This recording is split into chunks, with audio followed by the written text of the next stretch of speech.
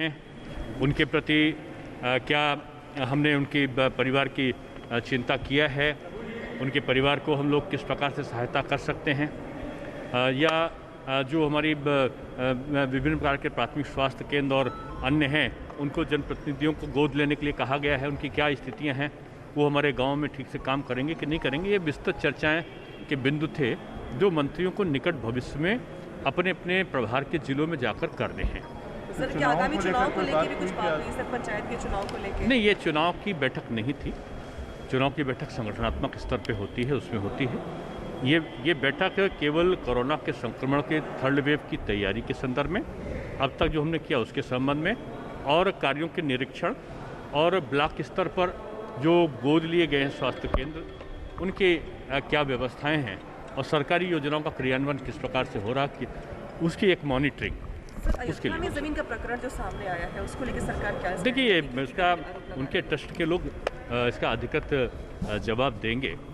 मैं बस एक लाइन में इतना ही कहूँगा कि कुछ लोग ऐसे हैं विपक्ष के जिनकी आंखों में बिल्कुल भी सुहाता नहीं है श्री राम जन्मभूमि का कोई भी प्रकरण हो, या राम जी के बारे में कभी वो बोल देंगे कि काल्पनिक हैं, कभी कह देंगे राम सेतु था ही नहीं, कभी कह देंगे राम जन्मभूमि पे ये कहते हैं रामलला हम आएंगे, मंदिर वहीं बनाएंगे, तारीख नहीं बताएंगे।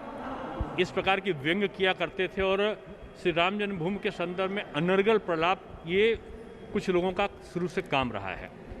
और किसी न किसी एन केन प्रकरण श्री राम जन्मभूमि मंदिर का जो निर्माण की प्रक्रिया माननीय सुप्रीम कोर्ट के निर्णय के बाद माननीय प्रधानमंत्री जी और योगी जी की प्रेरणा से जो भव्य मंदिर का निर्माण की प्रक्रिया की जो बाधाएं समाप्त हुई हैं, उनको देखते हुए आज विपक्ष अनर्गल प्रलाप की भूमिका में आ गया है और राम जन्मभूमि को के संबंध में किसी भी अवसर को बदनाम करने से पीछे नहीं हटता। लेकिन श्री राम जन्मभूमि के संदर्भ में जो आपने प्रश्न किया है वो अधिकृत उसका जवाब संबंधित पक्ष उसका देगा, उसके बारे में मुझे कुछ नहीं। आज लंबे समय बाद सारे मंत्री एक साथ हुए थे। डिप्टी सीएम साहब, मंत्रिमंडल के भी मतलब कई साथी इसमें गए, तो ऐसे में जगह खाली है और विस्तार की बातें चल रही हैं। नहीं, ये देखिए, ये मंत्रिमंडल की बैठक थी। जो इस प्रकार के निर्णय आपने बताया, चाहे वो किसी प्रकार का संशोधन हो, मंत्रिमंडल का विस्तार हो, या किसी प्रकार का कोई परिवर्धन की प्रक्रियाएं हों, इन सब के बारे में जो निर्णय लेता है वो हमारा हाईकमान लेता है और हमारे संगठन लेता है। संगठन इसके लिए अधिकृत है। संगठन की बैठक में इस प्रकार की चर्चाएं होती, मंत्रिमंडल की बैठक में केवल विकास से संबंधित जो चर्चाएं होती वही होती है। एक विभाग का सवाल है कि 12वीं का जो सक्सेस फॉर्मूला निकाला जा रहा था कि हम कैसे पास करेंगे। हेलो,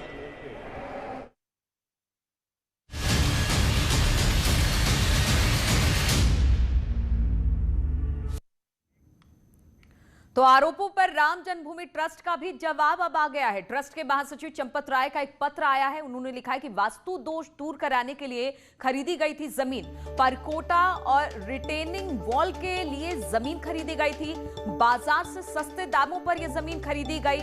जमीन जो है वो सालों से पहले हुए अनुबंध पर ही ये बैनामा हुआ है। राजनीति के लिए भ्रम फैलाया जा रहा है और ये भ्रम फैलाने वाले राजनीतिक विद्वेष से प्रेरित हैं। तो चंपत राय का अब ये बयान एक लिखित पत्र में उन्होंने कहा कि किस तरह से पूरे राम मंदिर और राम मंदिर से जुड़े कार्यों को लेकर इस तरह के विवाद पैदा किए जा रहे हैं।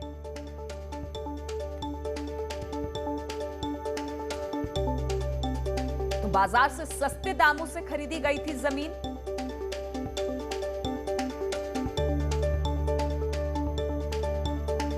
तो आरोपों पर राम जन्मभूमि ट्रस्ट का जवाब आया है। ट्रस्ट के महासचिव चंपत राय का पत्र, जिसमें उन्होंने लिखा कि वास्तु दोष दूर करने के लिए खरीदी गई थी जमीन, परकोटा और रिटेनिंग वॉल के लिए जमीन खरीदी गई, बाजार से सस्ते दामों पर यह जमीन खरीदी गई, सालों पहले हुए अनुबंध पर ही बैनामा हुआ। राजनीति के लिए भ्रम फैलाया जा रहा है। भ्रम फैलाने वाले राजनीतिक विद्वेष से प्रेरित है।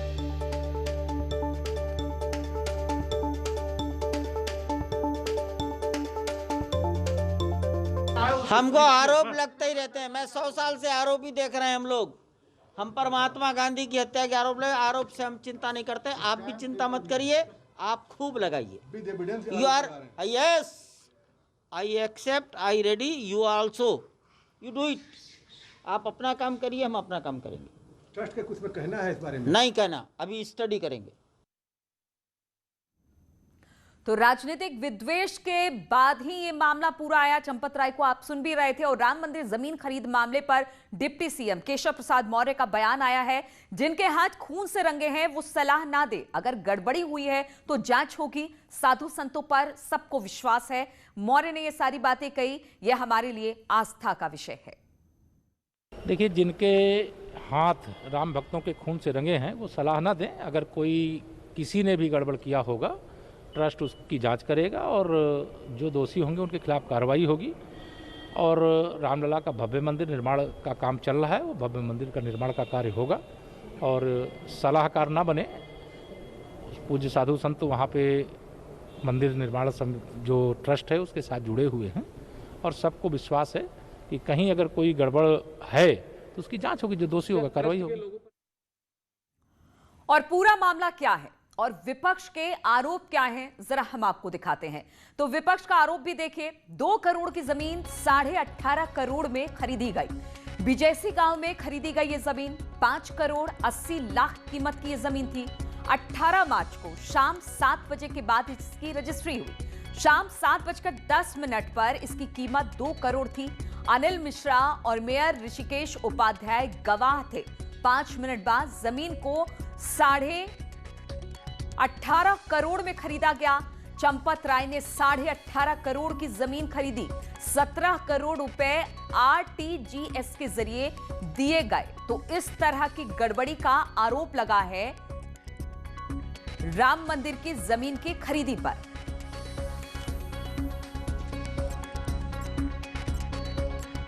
दो करोड़ की जमीन बताई जा रही है और बताया जा रहा है कि जब इसे खरीदा गया तब तक वो 2 करोड़ की थी, लेकिन फिर इसे 17-18 करोड़ में खरीदा गया।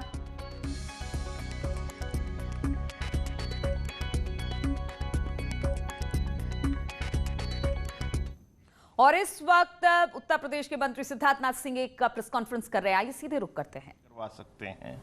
तो इसके अंदर ये विषय आया था मंत्री परिषद के अनुमोदन के लिए, जिसको किया गया है। जो अगला बिंदु है वो लखनऊ शहर से है। यहाँ पे हम लोग को पता है कि जो हैदर कनाल है उसके अंदर जो शकुंतला देवी मिश्रा विश्वविद्यालय के पास से जो होकर जो 1090 जो चौराया है, 1090 जो चौराया है, उसके अंदर जो गोमती नदी है उसके अंदर गंदगी आती है, पानी गंदा गिरता है तो प्रदूषण भी होता है। तो उसको देखते हुए एक अमृत योजना जो है उसमें 120 MLD की क्षमता का सीवरेज ट्रीटमेंट प्लांट लगाया जा रहा है। और इसकी लागत जो है वो टोटल है 297.38 करोड़।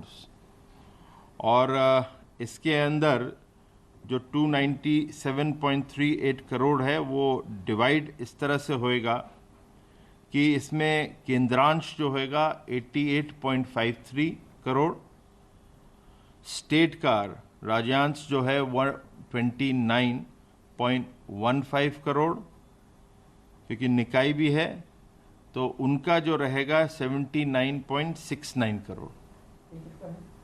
ये निकाय जो आपके लखनऊ की, तो इसका रहेगा।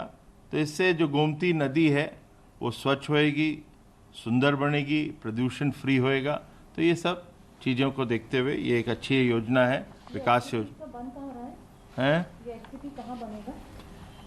ये जो STP है, ये जो आपका 1090 का जो चौराहा है वहीं से आगे जू के आगे जाके बंद हो रहा है। वहाँ पे ऑलरेडी काम हो रहा है। जो नाला है उसके आप देखेंगे उसी की कॉस्ट सैंक्शन इस पे काम शुरू हो चुका था। तो ये एक तरह से अगला तो दे दिया। तो एक ये सब था और एक क्योंकि आप लोगों को जानकारी है कि आज मंत्री परिषद की भी बैठक हुई है, मंडल की बैठक हुई है। इसके अंदर जो विषय जो था, जून जुलाई में ब्लॉक स्तर पर प्रवास के कार्य जो हैं, जो मंत्री हैं, हम लोग सभी प्रभारी हैं किसी न किसी जनपद के, तो उसके अंदर जितने भी ब्लॉक आते हैं उसके अंदर प्रभारी मंत्री का प्रवास हो, अधिक से अधिक हो जून और जुलाई के अंदर।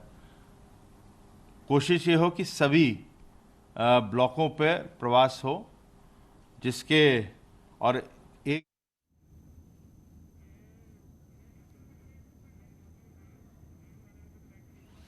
बिल्कुल, और ये सीधी तस्वीरें हम आपको मुख्यमंत्री योगी आदित्यनाथ की दिखा रहे हैं। हम आपको बता दें कि रेहड़ी पटरी वाले, फुटकर विक्रेता, इन सभी के लिए स्पेशल बूथ बनाया गया है जहां पर इनको वैक्सीनेट किया जा रहा है। और यहीं पर पहुंचे हैं सीएम योगी और यहां पर जो लोग इंजेक्शन लगाने आए हैं, टीका लगवाने आए हैं, उनसे बातचीत भी कर रहे हैं।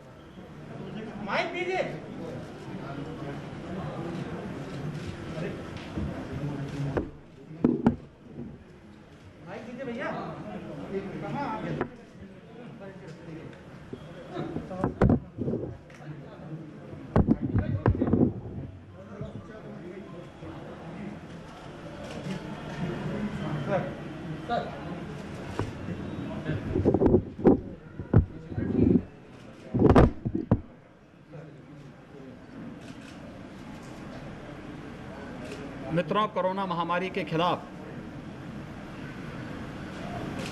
देश की लड़ाई आदरणीय प्रधानमंत्री जी के नेतृत्व और मार्गदर्शन में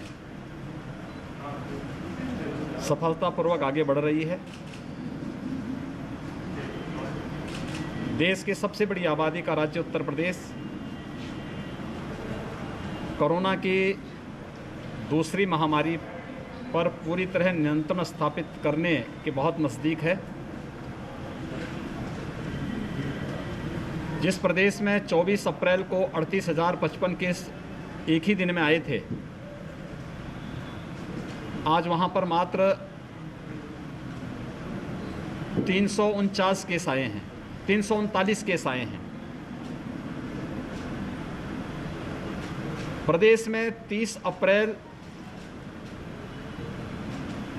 2021 को एक्टिव केस की संख्या 3,10,700 से अधिक थी। आज इस पर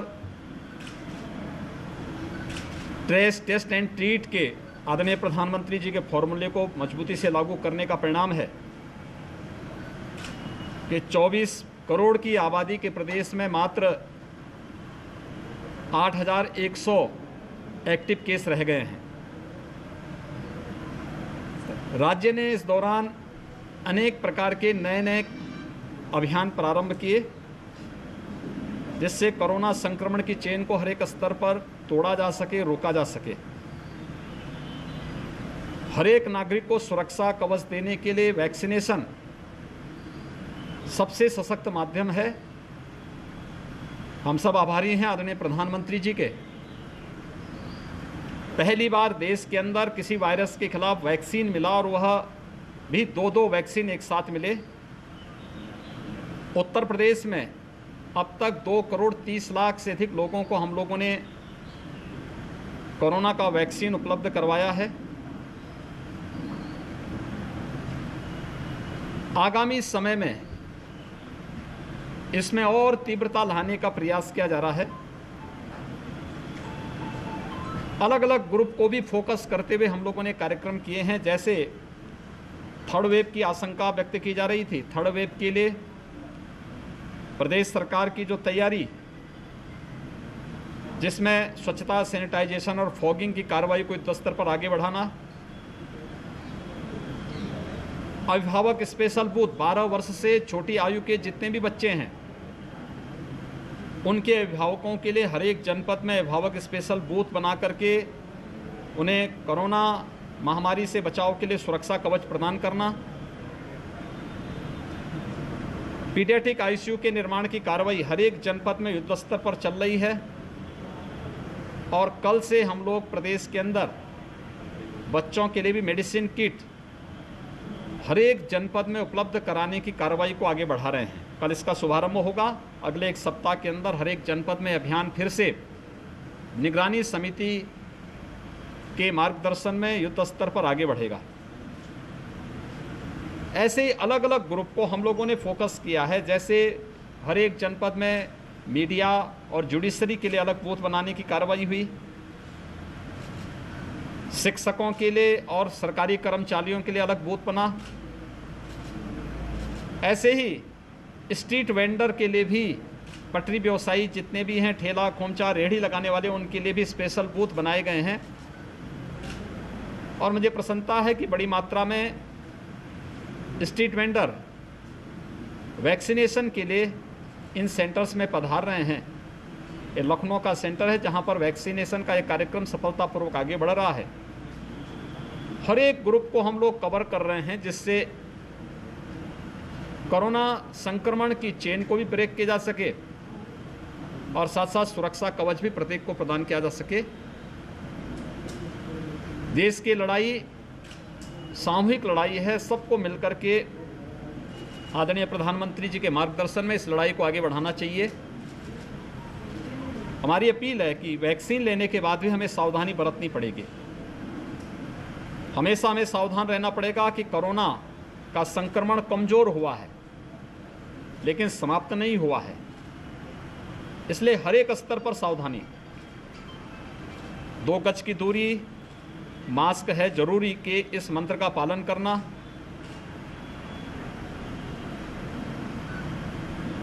टेस्ट करने से न भागना।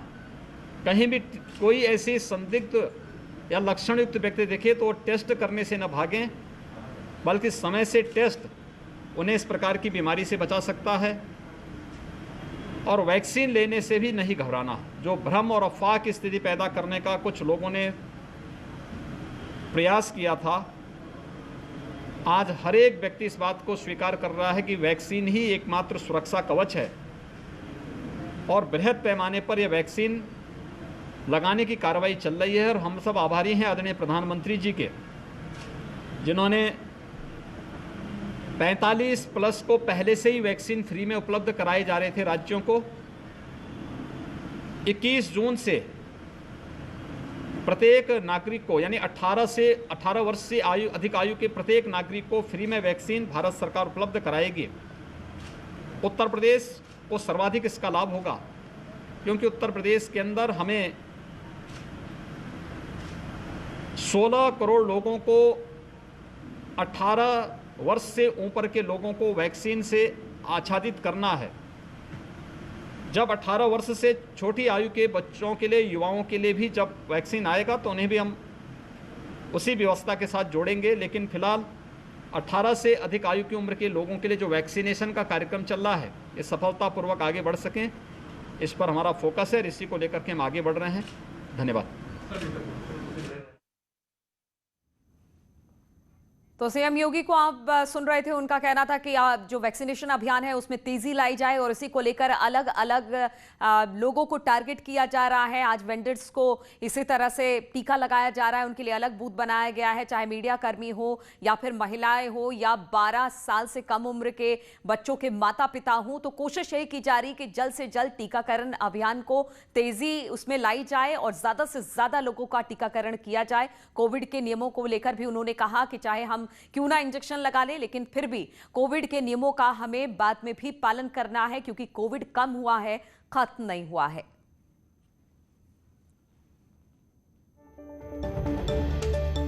तो वैक्सीन से नहीं घबराना है और ज्यादा से ज्यादा लोगों तक योगी सरकार की कोशिश यही है कि उनको वैक्सीनेट किया जाए। लगातार यही कहा जा रहा है कि कोरोना के मामले कम हुए हैं लेकिन खत्म नहीं हुए हैं, इसलिए वैक्सीन लगाना तो जरूरी है। और वैक्सीन लगाने के बाद भी लोगों को कोरोना को लेकर सजग रहने की जरूरत है। जो भी कोविड के नियम है उसका पालन करने की जरूरत है। योगी सरकार ने बताया कि किस तरह से कोरोना के मामले खत्म हुए हैं। लगातार इस दिशा में हम काम कर रहे हैं। तीसरी लहर के वेव को लेकर भी हम कोशिश यही कर रहे हैं कि ये आए तो हम पूरी तरह से तैयारी के साथ खड़े रहे। रुकेंगे छोटे से ब्रेक के लिए।